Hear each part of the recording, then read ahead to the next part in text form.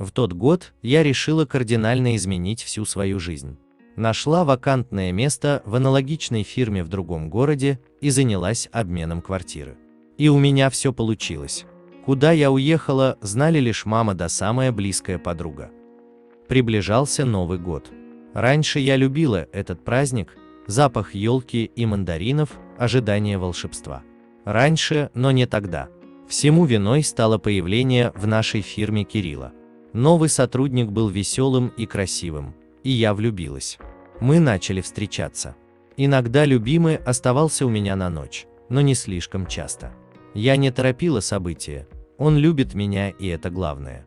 Успокаивала себя, но все же что-то смущало. Словно кошки скреблись на душе. В тот год, накануне всеми любимого зимнего праздника, я тщательно готовилась к встрече. Прикупила себе сногсшибательное ярко-красное белье для романтической ночи, ароматизированных свечей, сварганила изысканный ужин и стала ждать ненаглядного. Он явился раньше назначенного времени. Около 10 часов вечера 31 декабря мы поужинали, а потом Кирилл вдруг засобирался. «Прости, не смогу встречать Новый год с тобой. Заболела мама, не оставлю же я ее одну. Пойми меня, солнышко». Понять-то можно, а вот сидеть одной в квартире, украшенной свечами и гирляндами, ой, как невесело. Всю ночь проревела от обиды. Появился он 1 числа после обеда и снова не остался на ночь. У мамы давление высокое. Не могу. И опять влюбленная дурочка поверила. И верила до тех пор, пока не оказалась в парке на другом конце города, куда от нечего делать поехала прогуляться.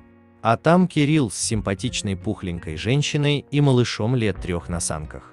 Они катались с горки, смеялись, и было явно видно, что счастливы. Я спряталась за деревом, а потом сбежала. До утра уснуть не могла, а на следующий день на работе у нас с ним состоялся неприятный разговор. «Я видела тебя с женщиной и ребенком. Ничего не хочешь объяснить?» И тут он расставил все точки. Это его гражданская жена, и он давно ее не любит. Их кроме ребенка ничего не связывает. Но малыш болеет, и как только крохе станет лучше, он уйдет от них ко мне. И я поверила. А через несколько недель случайно столкнулась с ней в поликлинике. Она пухленькая, потому что беременная. И снова разборки с Милым. Его бегающие глаза и вранье. И тогда я решила сбежать, потому что лезть в чужую семью, отнимая отца у 2 детей, считала недопустимым. Уехала и ушла с головой в работу. Постепенно боль утихла, все реже вспоминала Кирилла. Окончательно обосновалась на новом месте как раз накануне следующего Нового года. Новое место жительства, новая квартира, новая фирма, новый коллектив и нерадующий Новый год, думала я с тоской. Но елку все равно надо поставить, хоть и не очень хочется, но назло всем и себе. Короче, потопала я на рынок. А потом скользкие ступеньки магазина, мой пируэт, скорая помощь и перелом лодыжки в 2 местах со смещением. Осмотр травматолога и вердикт. Необходима операция. Будут ставить спицу. Сказать, что я испытала шок, не сказать ничего. Чужой город, никаких знакомых, и я в больнице. Я позвонила маме, она примчалась в тот же день. Накануне операции я познакомилась с анестезиологом Сергеем Петровичем. Как сейчас помню, в палату вошел мужчина в белом халате. Немногим старше меня. А я лежала и мысленно тряслась от страха. Боялась наркоза. «Что с вами произошло?» Первым делом поинтересовался он. Хотела купить елку к Новому году. Но не вышло. Пробормотала я. Понятно. По-моему, елку в дом должен приносить мужчина, а не такая хрупкая девушка. Улыбнулся врач. Согласна. Только пока не подберу подходящую кандидатуру, ответила, усмехнувшись. А вы хирург? Нет. Я буду нести ответственность за работу вашего сердца во время операции. Какой сон вам показать? Я заморгала недоуменно. Я анестезиолог, буду вас вводить в наркоз. Чего смотреть изволите? Мелодраму, комедию или мультики? Скажу вам по секрету, некоторые пациенты даже клубничку заказывают. От его шуток страхи мои развеялись. Стало как-то спокойно на душе. Потом он приходил еще несколько раз. Внимательно слушал мое сердце, а затем подолгу задерживался в палате, рассказывая всякие веселые истории из жизни. «Что-то зачастил к тебе наш Петрович», — заметила как-то санитарка тетя Маша. «Видать, задела ты его душу. Как пить дать?» «Что вы такое говорите?» — пролепетала я, чувствуя, что краснею, ведь сама каждый день ждала его прихода с замиранием сердца. Дело молодое. Он уже несколько лет как свободен. Жена ушла к другому, а детишек у них не было. Кстати, до этого ни одной из медсестричек не удалось его закадрить. Улыбнулась старушка. А он такой хороший, умный и заботливый, да и врач от Бога. Его называют у нас сердечных дел доктор. Всегда выслушает пациента, совет даст и денег не возьмет. Так что ты приглядись к нему, деточка.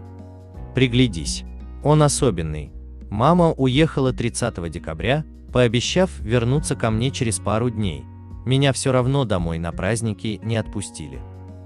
На все отделение осталось 2 старика да старушка, остальные больные разъехались. В канун Нового года в палате появился Сергей Петрович. С маленькой живой елочкой в руках, фруктами и бутылкой шампанского.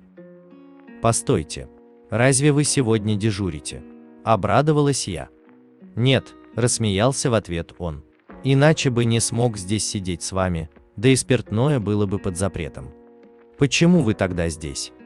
«Ну, скажем так, мне не с кем встречать Новый год, а вам будет грустно и одиноко в палате. Вот я и решил, почему бы нам не отпраздновать вместе». Он лукаво улыбнулся. «Сейчас елку нарядим, и будет все как положено».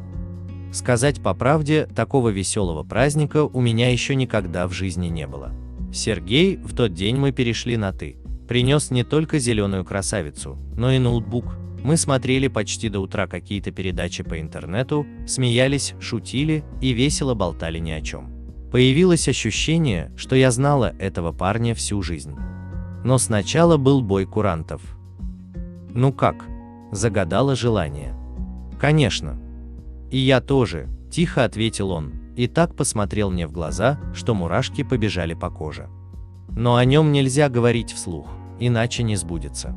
Сейчас, когда прошел год, Сергей признался, что тогда загадал: «Хочу всегда быть рядом с этой женщиной». Что ж, наши желания совпали. И уверена, что чудеса случаются, а мечты, задуманные в эту волшебную ночь, сбываются. Ведь мы с Сережей через полгода поженились, счастливы и ждем появления на свет наследника. Кстати, сердечных дел доктора по-прежнему обожают все его пациентки. Но я не ревную, уверена, что он не предаст. Ведь пока не родился сын, мое сердце стучит только для него.